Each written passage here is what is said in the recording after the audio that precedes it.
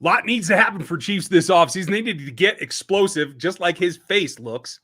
You have to get there. There's a lot that goes on to getting this team to keep up with the Joneses in the AFC West Division. Don't drink that yet. It's not time. Oh, and it's all over. So, folks, I guess we're going to get started. Welcome to Chief in the North night on RGR Football. Well done.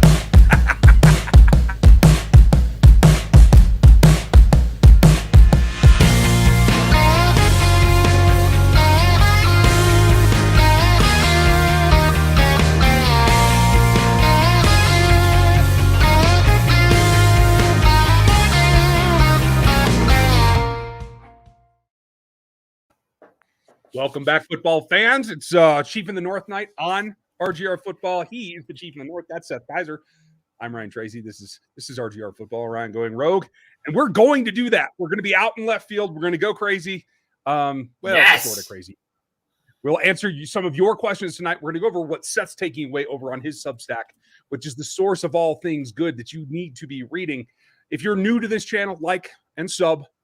And hit that bell so you know what happens next, because we have all kinds of things coming, whether it's news, whether it's draft, whether it's cap dollars. There's just too much to go over. I'm tired. How are you doing today, Seth? I am doing really well. It's been an exciting week in NFL coverage, and that's been kind of fun. Right. I love it. I love the fact that we've really reached a point with NFL coverage to where it's 24/7. It's year round. It's just fun. And so, yeah, lots happened since we last talked, like in terms of franchise tags and quarterbacks that are staying in some places and then quarterbacks that are going to other places and players that are getting cut and players that are getting traded. In honor of Khalil Mack rejoining, an old foe rejoining the AFC West, here you go there, Khalil Mack. Look at that, a silver and black tie just for you. I'm kidding. That's what I was wearing today. I was just going to say, John was pointing that out as well. Way to keep it consistent. I can't help it that wearing black is easier than working out. That's not my fault. But yeah, no, it's an interesting day. And it actually, you were one of the first people I thought of when the trade went down, because I was talking about Mac a couple weeks ago, and I was just talking about adding another great pass rusher, and you were like, well, maybe a few years ago, and I was like. So I was curious what your take is, because I have a take. Well, I always have a take. But I was curious what your take is. Max back in the division. I ain't scared. Bring it. Yeah, I haven't watched him lately. So for those of you who don't know, I'm a Navy brat. I grew up and spent a lot of time in Chicago. So as a kid, I was a Bears fan. So I do keep up with that team. I think this is the best thing Ryan Poles could have done, to tell you the truth. Because his job is to rebuild Chicago. And that is a contract that I don't think is worth it.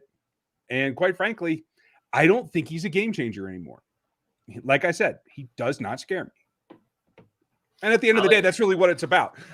Does it take a little attention off of Bosa? Do you have to shift? No. Does it give you a little bit more one-on-ones? Is there more opportunity for Bosa to get a little bit more one-on-ones than it was a year ago? Maybe, but it's about the same as when Melvin was there. So I don't see it as a big bump in the road. How do you feel? It is interesting, because had they just kept Melvin Ingram around, Ingram played well last year. And I understand he struggled with injuries the year before. But with Mac, he's 31. Mm-hmm. He hasn't had double-digit sacks since 2018. Now, sacks are a bad way to gauge output for a pass rusher. And I've actually been talking to subscribers about this quite a bit, because obviously sacks are important. But if you really want to see production, like you really want to see what an edge rusher or a defensive tackle does, you really need to look at hits, hurries, pressures, that kind of stuff, because those hits and hurries matter a lot, and they're also a larger sample size to see how often they're actually affecting the quarterback. Whether a hit or a hurry turns into a sack is largely, not all, but largely, I'd say like 80% a function of coverage and complementary pressure. And I mean, an easy example of that, like let's say, to pick at a wound for Chiefs fans, Joe Burrow escaped out of Chris Jones's grasp a couple times during the AFC Championship. And I've had a lot of people say a lot of angry things to me about Chris Jones about that.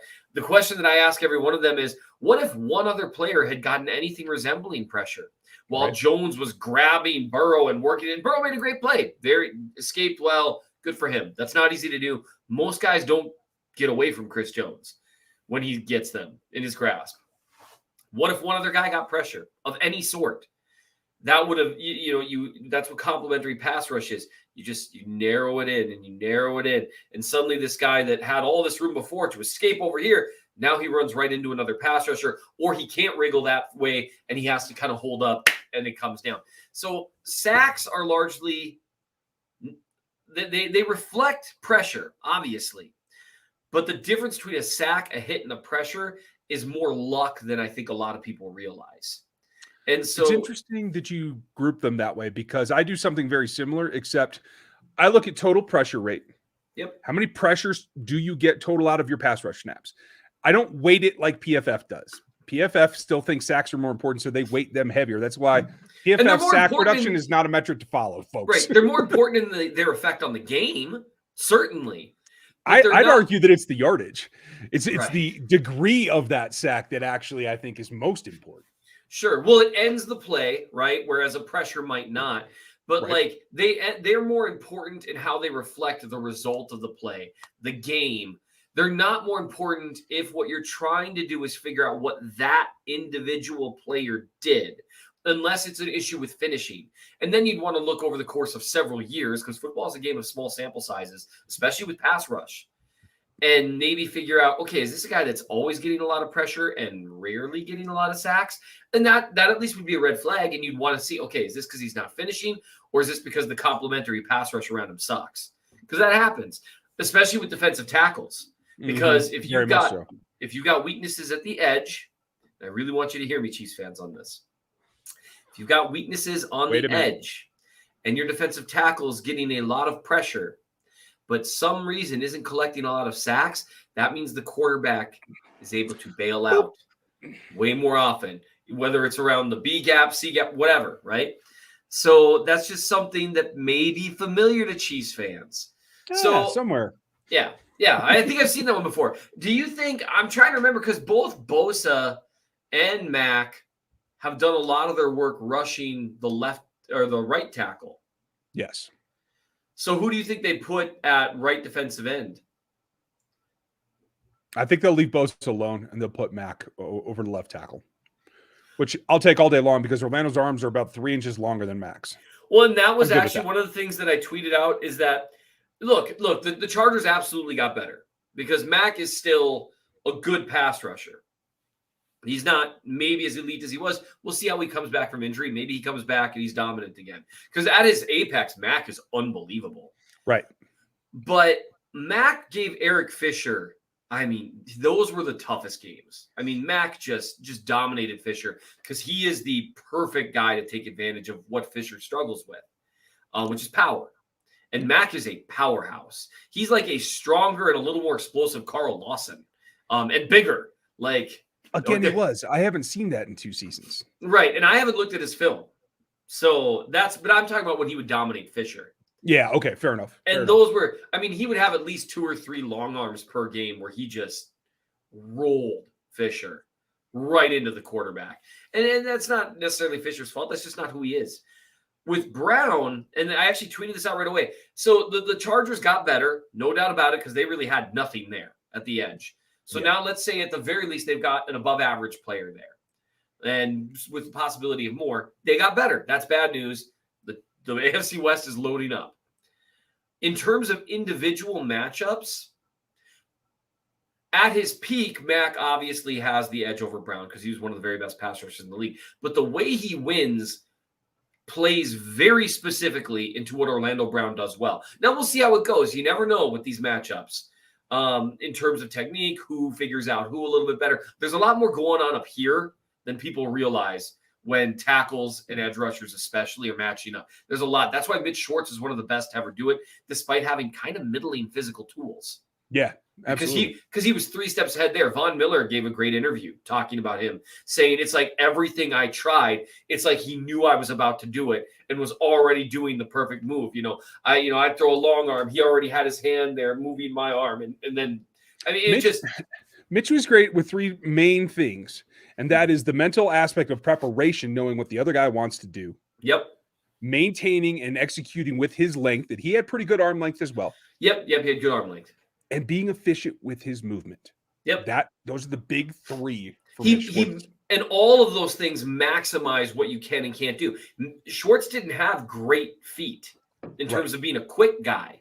Right. Donald Stevenson had quicker feet than Mitch Schwartz. But Schwartz maximized. There was never false step is the wrong word to use, but that's what the word I'd use because that's more of a corner type thing. But it's the same thing. Every step he took had purpose, and it never put him in a bad spot. So I could geek out over Mitch Schwartz all day. But with Brown, who's a better player mentally than people give him credit for because he's a physical freak. That's one reason why last year he started utilizing. It was kind of cool as the year went along. It wasn't really a snatch and trap because he wasn't grabbing guys' arms, but he was faking punches, getting guys to come in and just throwing them down with the back of their helmet. Hilarious every time. Not a penalty. Not if you're that guy. yeah, not if you're that guy. Because guys knew they had to meet him with so much power to not get dominated, and he utilized a little step back, and boom, and it was so fun to watch. And when you've got these really long arms, you can do that. So the way Mac wins now is almost exclusively with power. Brown didn't lose power matchups last year. When Myles Garrett beat him, and Myles Garrett's a powerful player, when Garrett beat him, it was with athleticism. Yep. When Hendrickson beat him, and Hendrickson likes to win with some power too and technique, he's not really a speed guy, but the way he beat him, speed rush. That's pretty much universal. And if you don't have that speed rush, I think Brown's going to get the better of you. So for the individual matchups, I'm curious what they do because Bosa's got a little more bend at this point, I think. I agree. And he's more of a technician, but he's a power rusher too. It's whoever gets to the farthest upfield to the outside shoulder on Orlando Brown. Whoever can do that best is who they're going to line up over him. Right. And I think that would be Bosa, unless Mac. I would kind of think so too, but I think he's also very comfortable. Yeah, he loves rushing from that side. I mean, honestly, maybe Mac recovers some of the explosion he had 2 years ago. I do want to say hi to Mayor James. Glad you made it. Hey, how's it going, Mayor?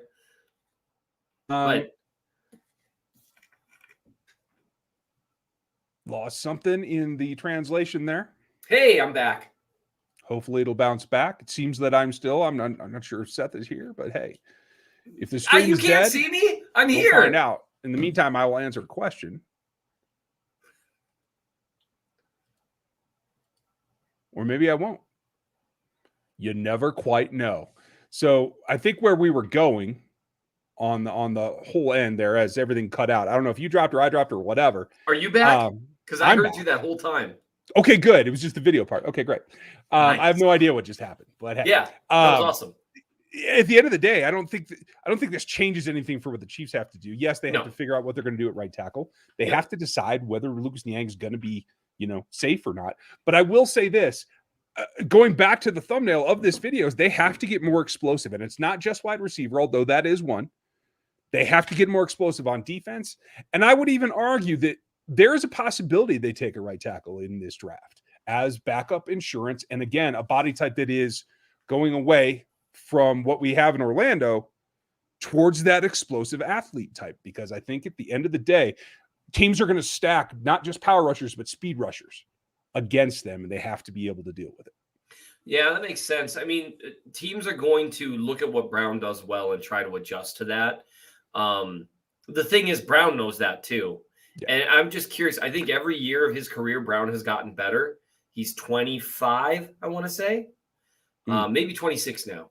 But I mean, he's about to enter his prime, right? Because I mean, when you get your offensive linemen at their very best, it's like 28 through 31, give or take. That's like when just all the mental stuff is there. And really, with Brown, he is really still learning what his ideal playing weight is, especially in the Chiefs system. It's lower than it is right now, Orlando. I'll just tell you that. And I think he looked a little slimmed down as the year progressed, which a lot of players do because playing in the NFL is really hard. Yeah. And I'm curious if he stays there because I think it helps. It'll help anyone move a little bit better. And he doesn't get credit because he's so huge. People just lose track. Not everyone who's as big and built as tall as he is has that kind of upper body power. Because I mean, he can get, even when guys get inside his pads, he can get it to where he's leaned back and he can power himself back forward without even really resetting his legs, and that is rare. So I'm not too freaked out by the Khalil Mack trade. It made the Chargers better, which I don't like because the Chargers are a good team, and obviously it coming on the heels of the Broncos making a move that I think is much more impactful. Then that's your neck goes. Oh man, Broncos fans must be just losing their minds right now. People were celebrating in the streets. Let me just tell you, the wife and the people around the area I live are just, we'll get into that in a minute. We're going to take a couple of questions, folks, and we're going to get back into Seth's thoughts about, was it another, if you were Veach segment, or was the last story something different? It was free agency related. I've done a few things. Man, I don't know. I'm always writing stuff. It's just a lot. I did a special edition mailbag. Thank you everyone for your participation. We had like 160 questions. That took a long time to do. And so I'm going to pick out a couple winners of the of Super Bowl 54 confetti.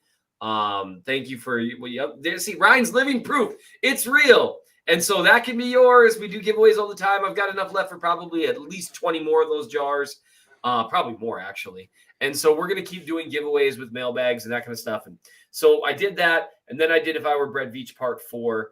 And this is where you kind of get to like the fun stuff. I also wrote about Charvarius Ward, but you and I have talked about that he's hard to replace.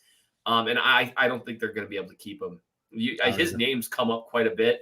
And I think for as much as Chiefs fans have he's kind of been in the background, but NFL teams notice a dude that takes like 95% of a team's snaps every year for 3 years as everything around him changes, succeeds in multiple systems.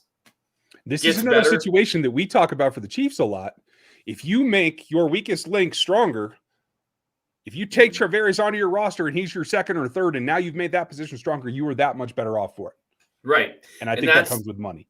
I think it does. So this one was, this is the fun part where we start talking about, improving the roster, free agency. And I ended up with where things are at right now. Once the franchise tag ended, I ended up in a place that was different than I thought I was going to be. But I know we got to answer some questions first. So let's do that. Yeah, let's knock some out so we don't get super far behind. Josh, I don't expect like high-end moves. Everybody who wants these like big trades for Bosa brothers and all kinds of stuff like that, none of that's happening. They just don't have the ability to take on a high-level contract.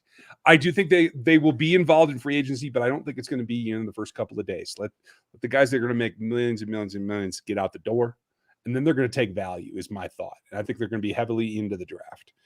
I still feel like I'd rather see them trade away somebody that's a medium-level player that they feel they can replace, because there's a lot of hay to make here. Not going to point anybody out. We'll get to that when it comes, but thank you, Josh. Doug, thank you for the support. Love the film work on the draft. Thank you. Dan's doing a great job with that. I am knee deep, you guys. I'm about halfway through prepping the matrix for the first publication, which is all the Combine Athletic Matrix over at Rogue Analytics. That's rogueapc.com. You can go grab it there. Then I update through all the pro days, and then you get the final. And we've added film work. Dan and I are burning through college film.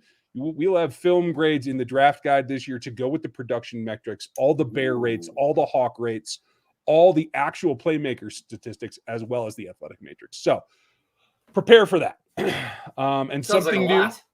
Oh, it's ton. In fact, I'm about to recruit you to help out. So get ready. We're also going to have a new site with some rankings up here, folks. I'm trying to work through it here to get it off the ground, but everything draft oriented will be over there. So I'm looking forward to it. So thank you, Doug. I'm glad that you're enjoying it, and thank you for the support. Tyler, KC isn't supposed to be spending big this offseason, but will Milton and Mac joining the West? Do they pivot and get more aggressive? AFC West is not Brady's AFC East cakewalk. That's a fair point. Do you think that these changes make them more aggressive in terms of jettisoning anything? No, I don't think so. I think they either view it the way I do, which we'll talk about later, or they're all in for 2023. I think it's one or the other. I have an opinion on that, but I think honestly, so if the season started tomorrow, the Chiefs still have a better team. And people can talk about the Chargers. The Chargers missed the playoffs. I mean, I understand Khalil Mack is a great ad, and them missing the playoffs was it's easy to gauge the Chargers based on their performances against the Chiefs, but I wouldn't. Because they were still very inconsistent. I was just going to say, you gave $20 million a year to a guy that's worth about 12. And that's how that can go. And so they do still have some holes in their roster now. I think they've got some cap space. Really good quarterback on a rookie deal. But it's not like this was, and like the Broncos adding Russ Wilson.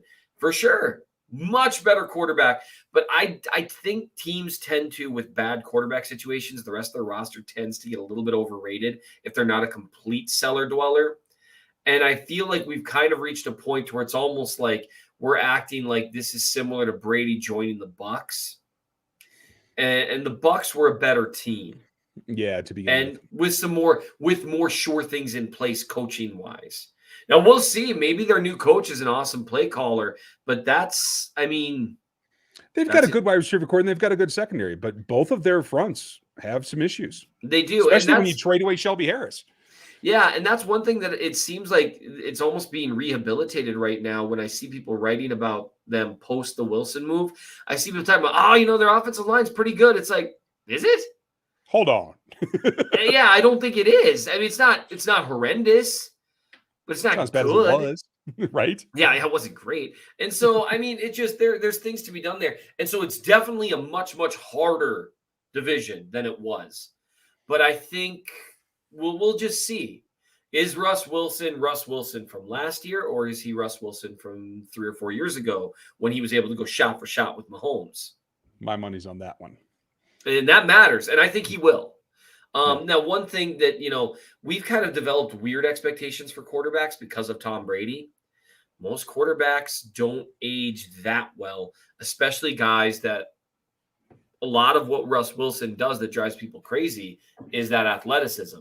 And I don't know if he's as athletic as he was, and that matters. Yeah, it does, especially for his game. Yep, especially for his game, and he still throws the best deep ball in the league, though. Yeah, it's really nice. Let's get a couple more questions in, and then we can take a break because they're stacking up.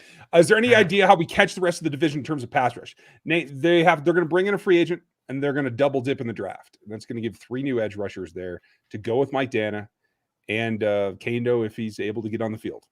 That's my personal thought. Seth, do you have a problem with any of that? I'll reserve that for when we talk about my last piece. Okay. Who would you sign? Would you guys sign and trade OBJ, as in the wide receiver? Yeah. Okay. To a team in need of a proven tackle to get extra draft. Oh, no, he means Orlando Brown. Yeah. No. No, I would not.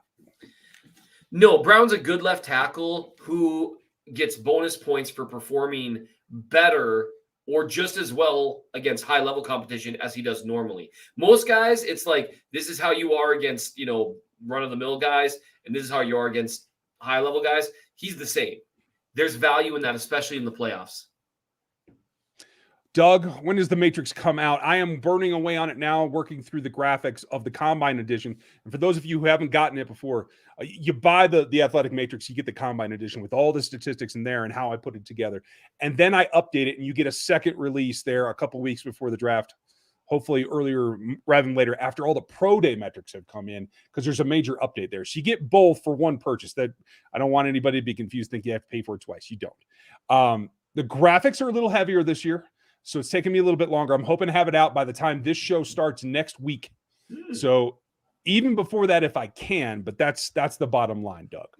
Thank you. I appreciate you asking. And thanks for the support, Doug. And Holly, thank you for the support, as always. Should I be more worried about Wilson or Matt coming to the AFC West? I'm not sure. It's easily Wilson. Yeah. For me. Wilson is a top 10 quarterback. Yeah. With potential for better. Mac is not at this point in his career. Now we'll see again. I'm not as skeptical as you are, but you've watched him over the last couple of years. He wasn't a top 10 pass rusher last year. Like I showed a video clip when I tweeted about Orlando Brown against power guys just stonewalling Preston Smith with the Packers. And someone was like, "Oh, LOL, that's such a ridiculous thing." He's like, well, Preston Smith was much more productive in terms of pressures, hits, and sacks on a per snap basis than Khalil Mack last year. And take this for what you will, graded about 10 points higher on PFF's grading system, which whether you want to treat that as dispositive or not, it's just another source of information, right? Yeah. And Preston Smith is a good but not great pass rusher. I mean, I'd take Preston Smith on my team. Sure. Excellent power rusher. Might happen. Yeah, exactly. Yeah. Excellent power rusher. But that's kind of the point. And so, I mean, Mac right now, he's not a top 10 edge rusher. And even the top 10 edge rusher is just not as impactful as a top 10 quarterback. It's not even close. Yeah, it's just not. So, Ms. Holly, that's where we stand. Thank you for the support as always, folks. For all of you super chatting, I just want to say one more thank you. Very much appreciated. It helps us keep going, especially in the off season, and bring more things and do more stuff and add more software and all kinds of stuff to try to give you more information. So if you are new, it's not required. I'll answer your questions anyway, at least on Monday night. Here, we're going to squeeze through as much as we can, but thank you all. Judge, thank you. Which with this O-line, are we going to see some wishbone next season? I would love it, but no, Andy won't go near it. I can't even. I'm so curious with everything that went down this last year, everything. I'm so curious what the offense looks like next year. It won't be wishbone, but I would just laugh my butt off if they came out in week 1, and they've done stuff like this before, honestly, like year 1 with Clyde, and run the ball 30 times. Mm-hmm. Which I wouldn't hate that approach, honestly. And in week 1, it'll probably be a good way to get a leg up on a team.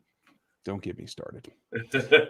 Ray, free agent wide receiver. I haven't heard much about Christian Kirk. What's your take? A second or third tier edge for in the draft, Michael Clemens or Alexander Wright? Both seem like Chiefs, Spags, edges.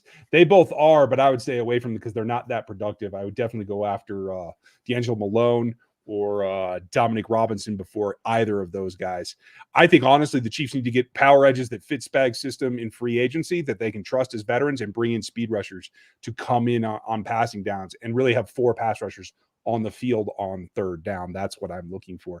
And those guys both fit the bill. Christian Kirk, I could take him or leave him. I haven't been overly impressed, but I'm not down on him either. What do you think? I think based on what I know, and I haven't reviewed his film, based on what I've heard, I think he'd be an upgrade over what they had last year, but I'm not sure how sizable of one. It's worth noting because we have such a magnifying glass on guys and we have expectations from the outside looking in, someone might be looking at Byron Pringle right now and being like, wow, 600 yards, I'll take it. Yeah. Or McCole Hardman, 700 yards. Wow. In the Chiefs system. Like we talked about that last week. And so with Kirk, he's got a decent skill set, but I think he's mostly just a slot guy. And I think Hill and Kelsey operate out of the slot enough that I really would like to see them grab a guy that is a boundary guy. Yeah, I'm with you. Chris, I don't think they have any interest in Collins, especially because you'd have to acquire him via trade and then you have to give up assets for him. I don't think that's happening. Red Hood, should we be concerned about the development of Bollingay now that Daly's the linebacker coach after seeing a lack of development from the D-line? Not necessarily. And I will say this, I think we did see development from the D-line in terms of the young guys. I thought Dana progressed. I thought Turk Warden didn't progress as much as I had hoped, but he has such an athletic start. I think that kind of botched that. I think it was more that the veterans didn't perform. So I'm not concerned about that. Are you, Seth? I mean, even if that were the case that they didn't develop, which I would lean more towards, I didn't see as much development as I'd like. And that might be because, like you said, Wharton was so raw and so athletic that it was probably hard to coach him up because he was able to win right away a few snaps a game with those ridiculous tools. And that's hard to develop a guy like that. Colin Saunders developed a little. Mike Dana kind of came like NFL ready. Like he took snaps like week 1 as a rookie. And I was like, you know what? He's not bad. He's a working man. Which for a rookie defensive lineman to be able to say, you know what? He's not bad. That dude can play 30 snaps and we're good. That's huge compliment. I don't know if he's got the physical tools to go beyond that. So I don't think he does. But even let's just say we were to say, the guys didn't develop as much as I'd like, which I think is a fair criticism. Linebacker development and defensive line development, 2 wildly different things. So one isn't necessarily going to tell me what happens with the other. You know what I mean? D-line development is as much as anything else about technique. Linebacker development is about mental processing. And those are 2 very different things. So, well, I mean, you have to have your technique at the linebacker level as well, but you have to be athlete. You can get by as a one-dimensional athlete on the D-line. If you're overly powerful in one way or if you're overly explosive in one way, you can get by. You have to have some kind of mixture of both at the linebacker level or you'll just get toasted all the time in one certain way or the other. Right. And I suppose, and when I talk about technique, I'm talking about purely physical technique at the defensive line, hand fighting, stance, blah, blah, blah, blah, blah. With the linebacker spot, you're looking more a lot at mental processing, breaking down what's happening around you. And so that's another way, that's another version of technique. So stop agreeing with me by saying different words. How dare you? Doug, masterpiece. Again, you got to be aware of it, but teams are still the number one. Chiefs are still the number one team in this division on paper, as far as I'm concerned. I've seen nothing to change that. Have you? No. Okay. The Wilson thing comes the closest, right? But you got to remember the Broncos defense wasn't as good last year, and maybe they get Von Miller back. Maybe they do. But now they traded away one of their better defensive linemen, and they don't have Vic anymore. And for everything else, Vic Fangio was an awesome defensive coach. Yeah, who gave Mahomes some problems. Yeah. So we'll see how they do. If their defense takes a big step back and their offense takes a big step forward, we'll see how that balances out. Agreed. Chris, how do you feel about Foya Kulian? I'm okay with him. He is about the range of kind of guy that I think they might bring in that has some experience, but isn't like a starter level money kind of guy. So he's definitely got the athleticism that I think would fit in and be a bolster in that group. I do think they look at linebacker in the draft as well, though. Stack, do you expect a big or big-ish time move from Veach and Andy now that the draft as a response to the acquisitions? Do you think that they have to press things now? I don't think they do it like we were saying earlier. I don't think they do it in response to anything. I think similar to how Andy feels about his system, I think that's how the Chiefs run things. They say, how can we be the best team possible? And that's kind of what you do from the top. This is not okay, we know we've got to beat the Patriots. We know it. That's everyone else to the Chiefs. Every team has to go through the Chiefs. The Bengals did it.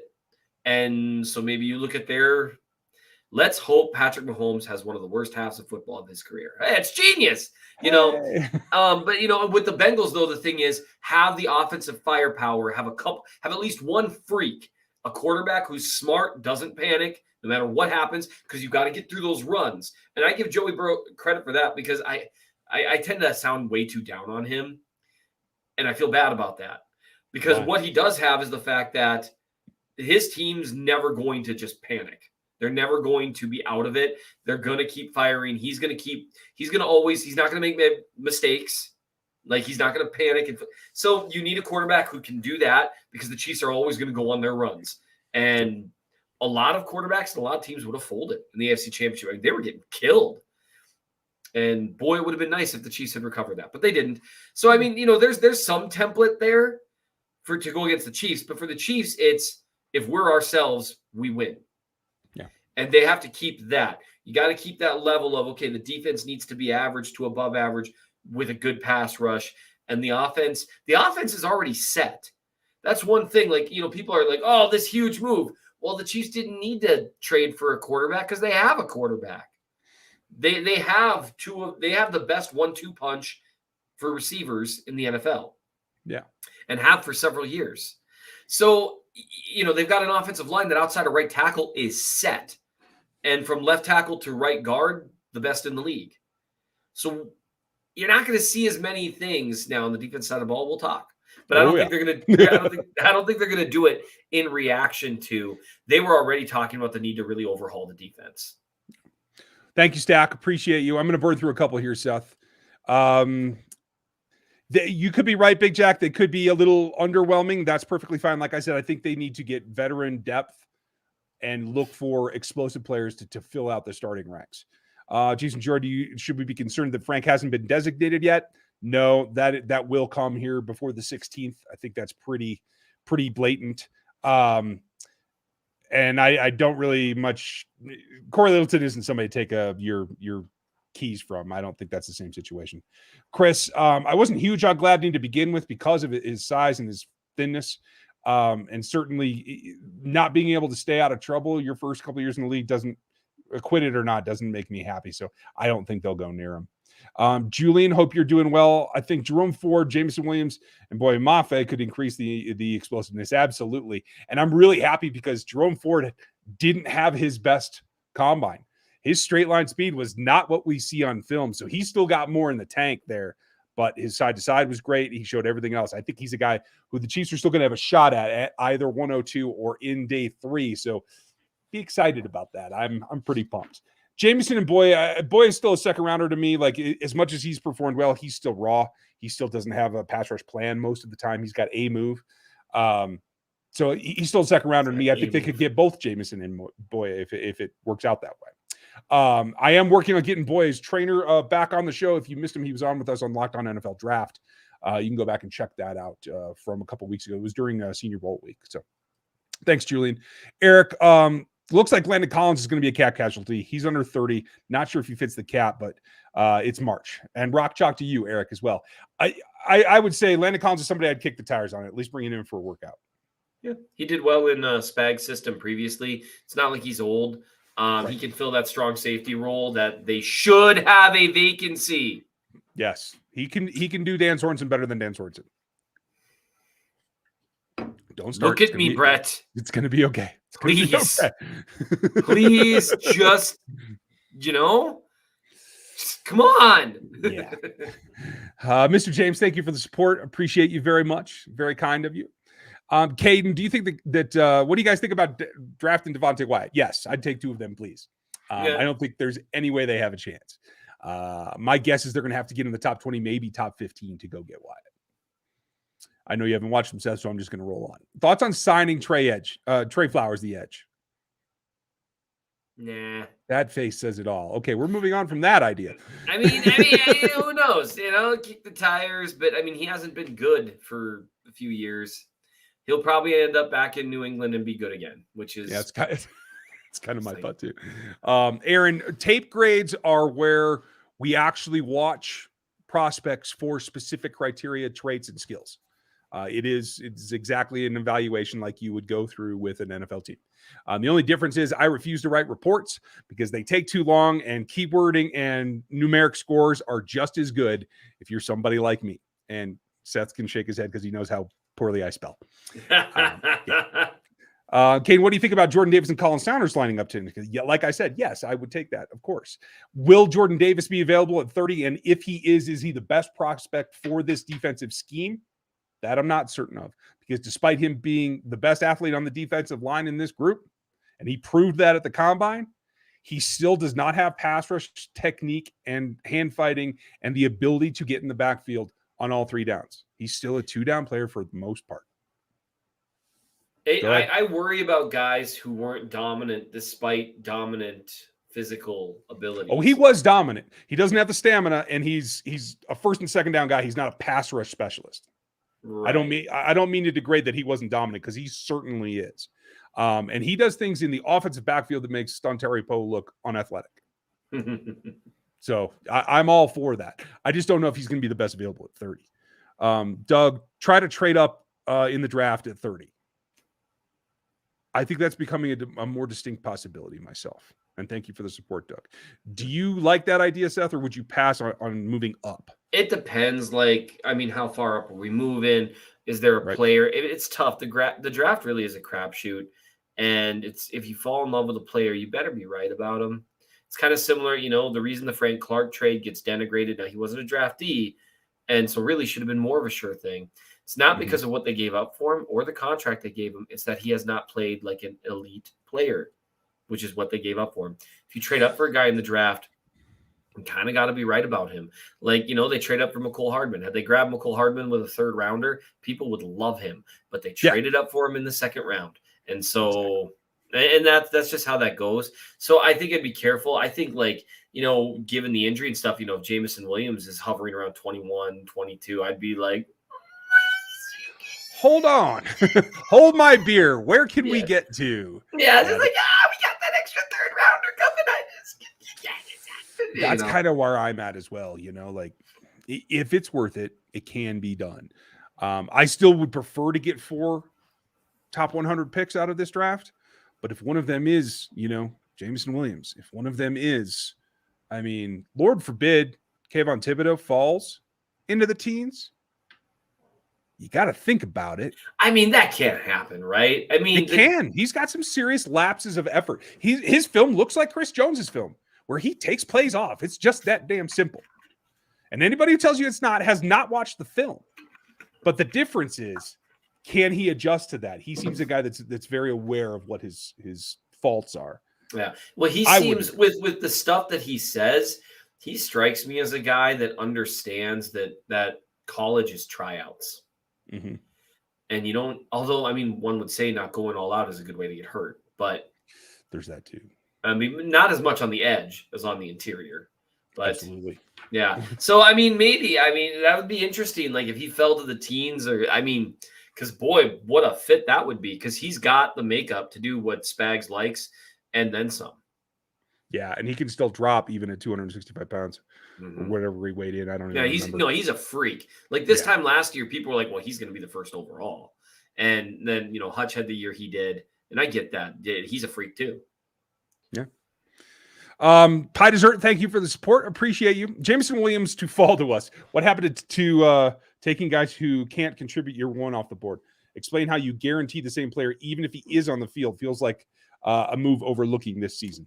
It's because it's worth it. The upside is there. And quite frankly, every report that we've gotten, and the Chiefs will have even more medical information, is that it was a clean rupture of the ACL with no nerve damage, no meniscus damage, and no collateral ligaments, the two that run on the sides of the knee. So it is about as simple and straightforward a repair of the ACL as you can get.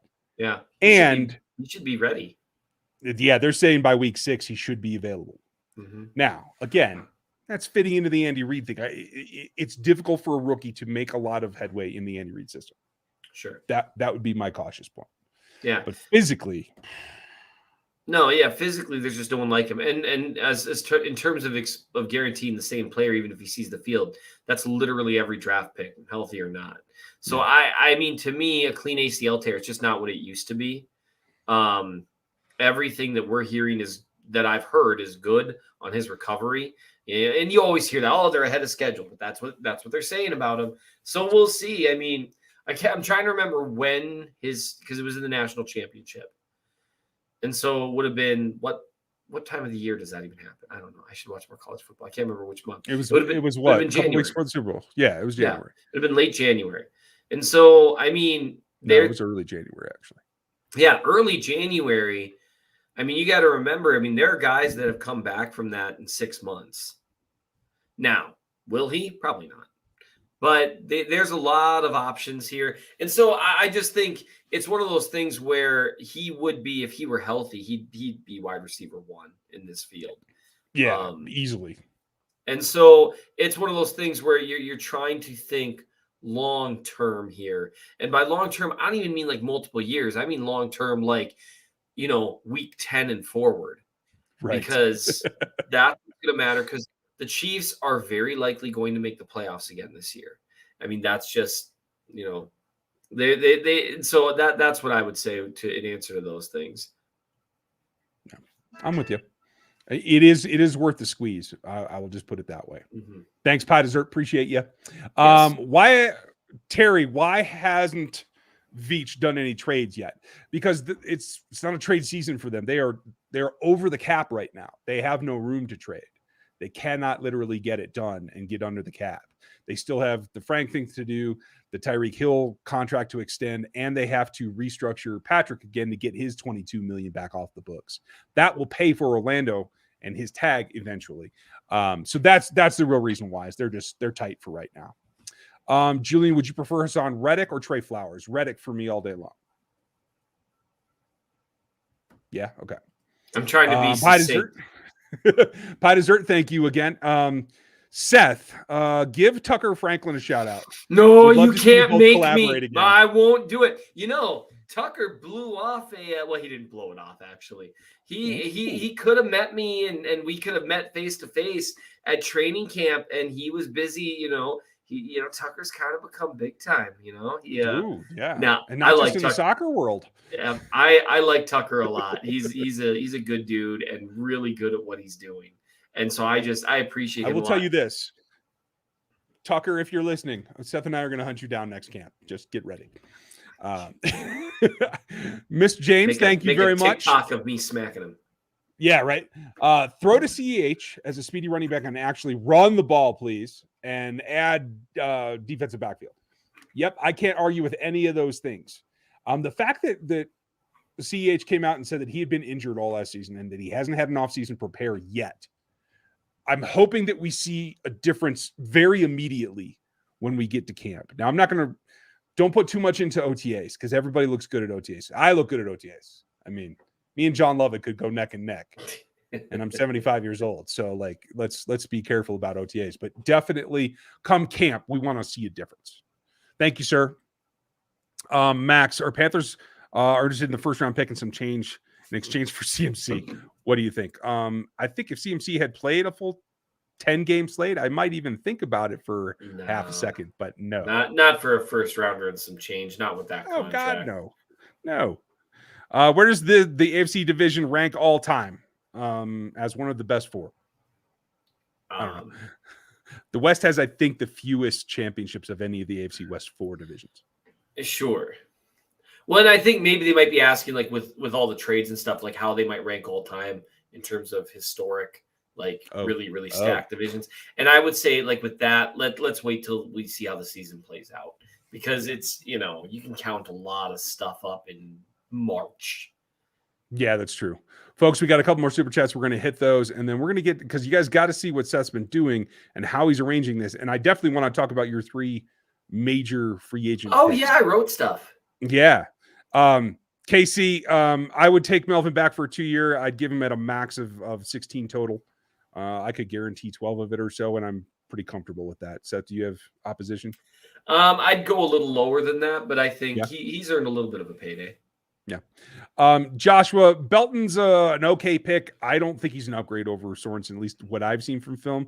We'll see what more I can uncover, because I've only done 2 games of Iowa's defense so far. Do we need more depth at tight end? Yes. In the draft or free agency? Yes. Whoa.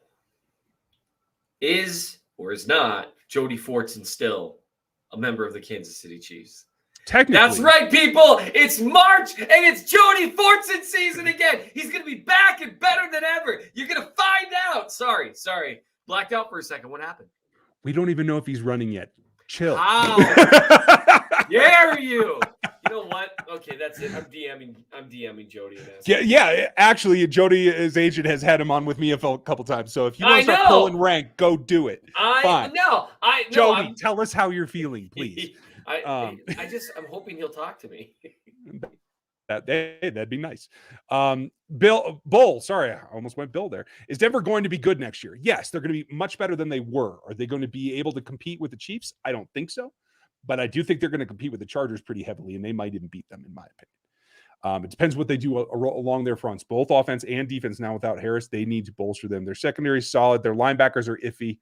They have backs and receivers that can help Russ be Russ again. So people are expecting them to be a contender this year, and then that's how we'll find out what their roster is.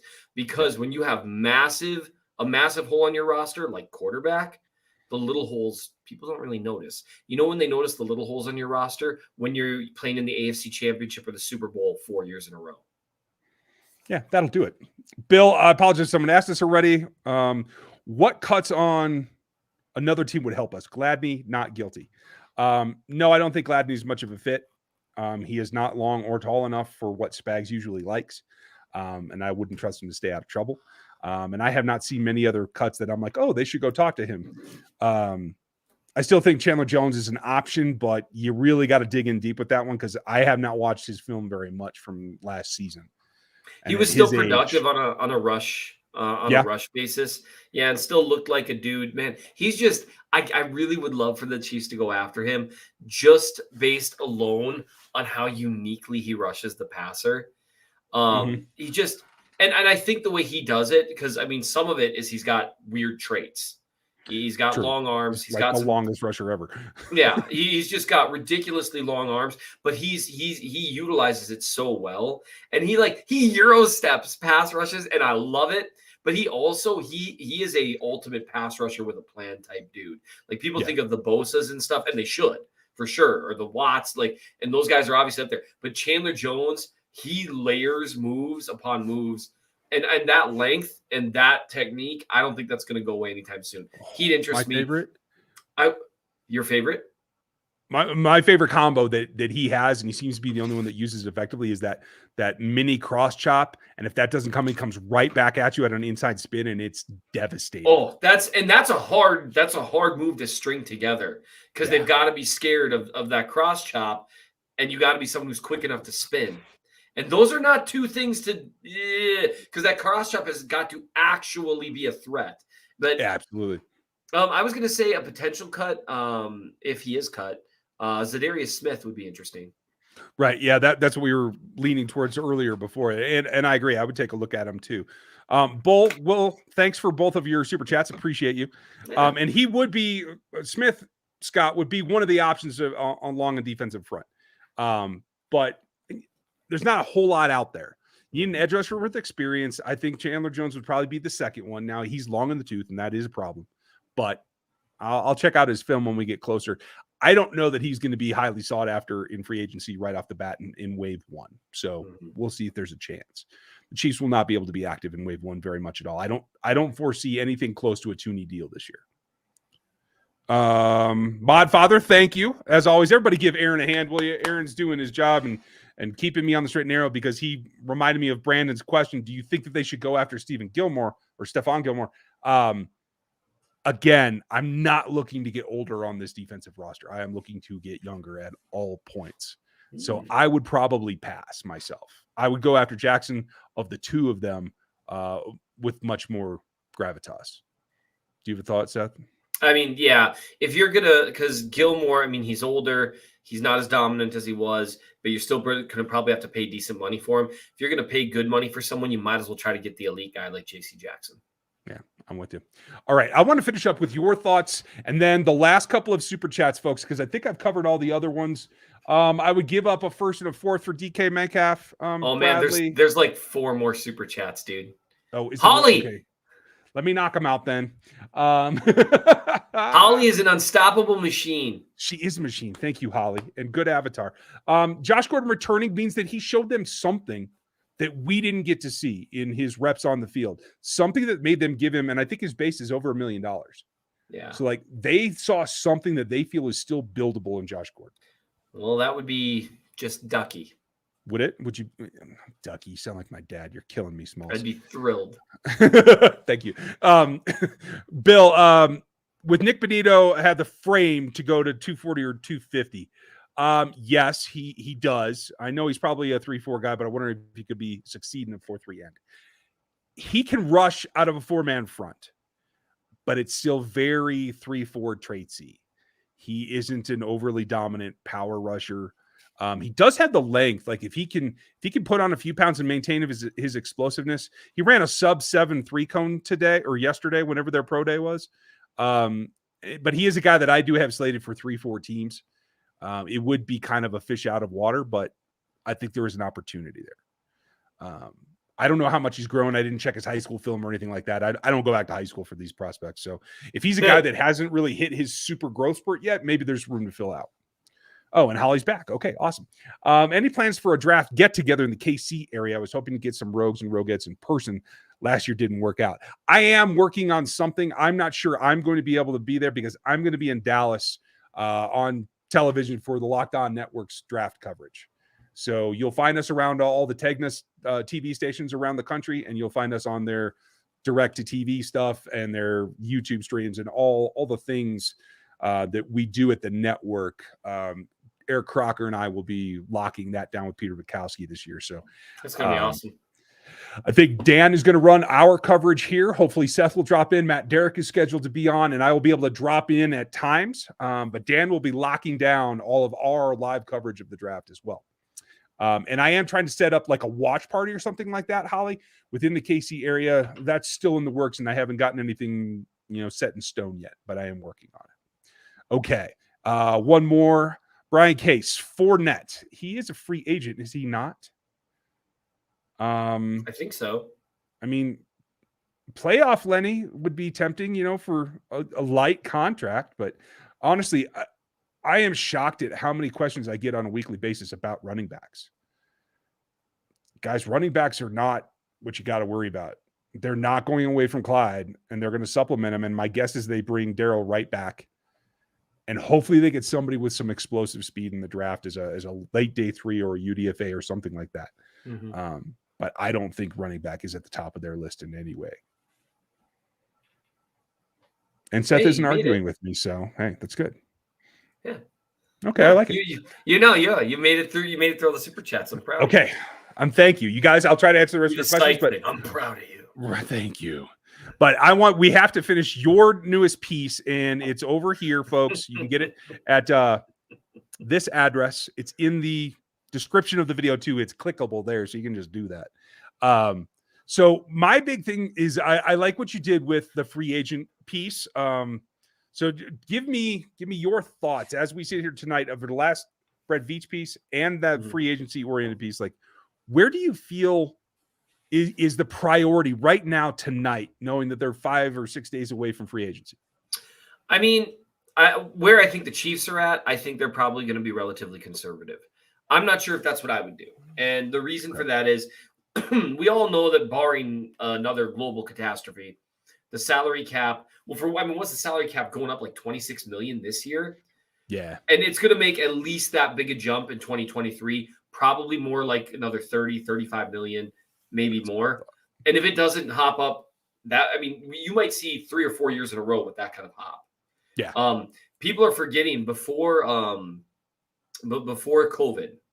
one of the podcasts that Charles Robinson and may rest in peace Teres Paylor did, talking about where NFL execs thought the salary cap was headed.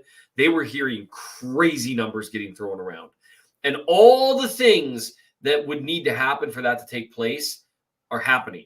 The gambling partnerships, and regardless of how you feel about gambling, that's all money that the league gets. And the more money the league gets, the more money the players get, and the bigger the bubble gets. And so there's that. They did sign at least one new TV deal last year, I think. That's going to come into effect in 2023. And that's just one of them. Amazon's about to jump into the streaming wars. We all know it. Did you see the Apple thing? Is Apple jumping in too? They want the DirecTV package. This could get enormous. They have $200 billion on hand in cash that they want to get into NFL streaming of some kind immediately. It is gonna be crazy, people. Well, sure. And so looking at the Athletic, Dan Kaplan, who does a great job reporting on this stuff, it's saying that they prefer Apple. Well, I would too. So DirecTV right now, they pay about an average of $1.5 billion. Let me just tell you, Apple can double that. And that matters. They can quadruple that and still make money. And all of that is a big, big deal because Apple's got the infrastructure to make that happen. So all that's a long road to a short thought. 2023, 2024, 2025. The cap is going to do some weird stuff.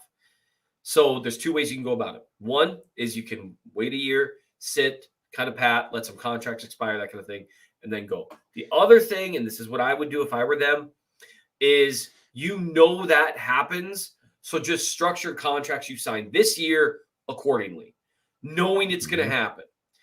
And you can do that. And you can get away with that for years and years and years. The Saints did it for years and years and years, and it caught up with them mostly because of the COVID year. And that's why we sat there for years like, how did they sign Jarius Byrd? They had like $150 left. Now that didn't work out because Byrd kind of fizzled there in New Orleans. But he was widely considered the best. That's one of the most heralded safety signings I've ever seen just go way south. Because, he was awesome in Buffalo. Yeah. Like an unbelievable free safety. And I was totally in on it too, yeah. Yeah. And then they made it happen. Cool. So my point of view is I understand people wanting to think ahead like 4 or 5 years. I don't think that way in the NFL. I think like the next 2 years. And the reason for that is because the Broncos might trade for Russ Wilson. You know what I mean? Fair enough. Justin Herbert might turn out to be a franchise quarterback, right? You just don't know. You don't know. And the Chiefs right now, they have a Hall of Fame tandem in Tyreek Hill and Travis Kelce that's not going to last forever. And and no matter what they do next, whatever tandem they have in the next phase of Mahomes' career, it's not going to be Travis Kelce and Tyreek Hill. The odds of that are like 0.0000001%. Because Travis Kelce is the greatest receiving tight end to ever live. You're not going to get that again. You're not going to. Tyreek Hill is on a Hall of Fame path, and an easy Hall of Fame path, depending on with some of the other stuff that's gone on, what happens there. But in terms of production, he's on a first ballot Hall of Fame path. His production's outlandish. So you're not going to get that again. And so I say now is the time, but I'm almost always saying now is the time because you can structure it knowing what's going to happen in 23 and 24 and 25. And so with that in mind, I would go in on some guys. I would try to get Von Miller. I would try to grab a couple safeties. I would try to essentially reform the defense. And that's because that window they have right now will get a little narrower because you're going to be trying to transition to someone else. Yeah. And that's fine. That's life. But this first Mahomes window, that matters. And so the thing that I really realized when I was writing about the Chiefs situation. Now, when I wrote what I would do if I were Brett Veach, I wrote under the assumption they bring back Charvarius Ward because that's what I would do. Even at 10 to 12 million a year, but I think he might get outpriced. I think there's multiple teams in on him, and there's a reason for that. He's been a good corner for 3 straight years. That's hard to do, and he had his best year last year. So if they don't, then I might consider trying to go splash, go grab J.C. Jackson, try to build the defense around that. But I would, when talking about rebuilding the defense, a thing that I would really go for, I would try to get Miller or Jones. Because I think either one of those guys is going to be twice as impactful, if not more so than Clark was last year. And then you bring back Melvin Ingram. And then you have a trio that's better than any trio they've had since 2018. And ideally. And you supplement it with a couple of draft picks. And I really think more than one. Well, one thing that I would actually do, if they really want to reset the front four, you bring back Ingram, you sign a guy. And I have one particular target in mind. And I thought maybe this is what you would talk about more. And that's BJ Hill, who's going to have a market, and he's not going to be cheap. But B.J. Hill is a guy who's very strong against the run. He can fill in on some of Nadi's snaps. He also moves the needle as a pass rusher. And that's the reason there's going to be a big market for him, because those guys are really hard to find. He is what Jaron Reed was supposed to be. And I think if you do that, then you have a legit front four pass rush like they have not had for years. Because even in 2018, when Houston wasn't quite at his peak, but was still very good, D Ford was actually healthy and was an excellent pass rusher that year. Chris Jones was Chris Jones. They still didn't have a fourth guy that really tore it up. A BJ Hill guy BJ Hill can tear it up a little bit. And you'd have a really deep pass rush that all you would need is Ingram to provide what he provided last year and Jones to be what he was last year when he was healthy, or Miller what he was last year, and you would have an exceptional pass rush. So that's really, I would genuinely, rebuild the front four, and then you've got to find someone to play safety. You got to, you know what I mean? Like those things, but there's some guys there that I would look at. I like the Hill idea. I'm just scared off by his salary. I think he's going to get huge. I think he could end up getting like a $13-14 million a year type deal. Agreed.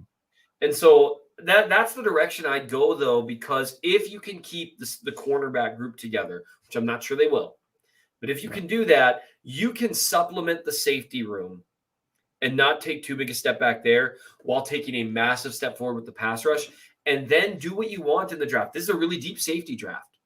Or do what I would do and go receiver like in round 1 and round 2. Just like, okay. And then both? and then you're getting ready for the next phase of things while trying to become more explosive this year. So that's what I would do if I were Brett Veach in a nutshell. I like it. You can read about it too. Well, and I like it in particular because you hit on something that's been successful in the past. All these short duration veteran contracts for edge rushers, whether it was Sizzle, obviously Melvin, like they've been able to get guys who conform to the defense and produce. Yep. Reed, not so much. I'm not saying Hill would be Reed. I'm just saying I think there's a little bit more variability at the tackle spot than there is at the edge spot. Sure. So either way, if they do that, I think you can bulk up as well. And there are wide receivers that can contribute to this offense all the way down into the 5th round. I'm going to tell you that, folks. Shalil Kashir and Jareth Stearns. I'm just going to keep repeating them all off season because Those two guys are slot corners that get it done as the primary receivers on their rosters. It is not McColl trying to be the third guy out of the slot. It is, we're going to attack you from the slot as our primary goal. That has worked for them. So that's why I bring them up constantly. I can't hate that. No.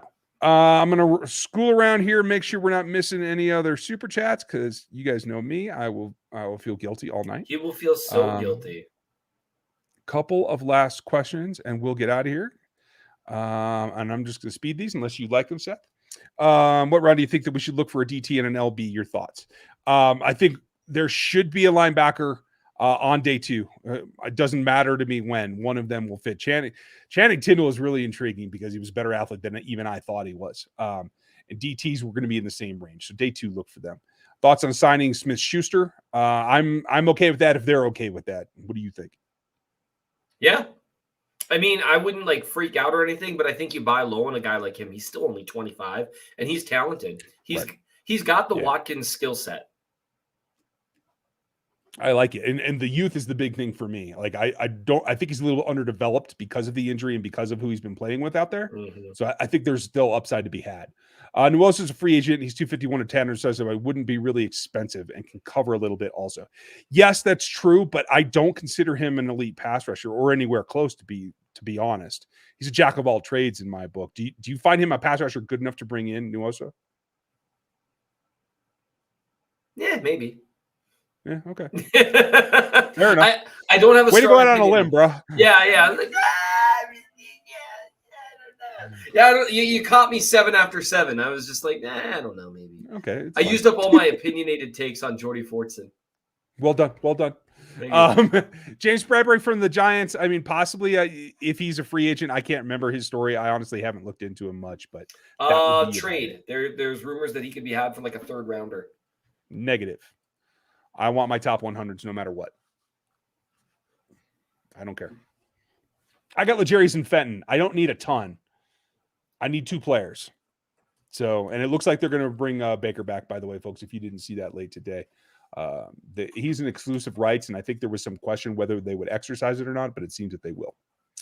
Let's see. I think that's all the questions. So we made it. Thank you all for being here. Like, sub, and hit the bell if you're new. If you guys want to help out the channel, go check out the RGR store. It's in the description links. You can buy shirts and whatever. I even have some cool new tumblers and Yeti things.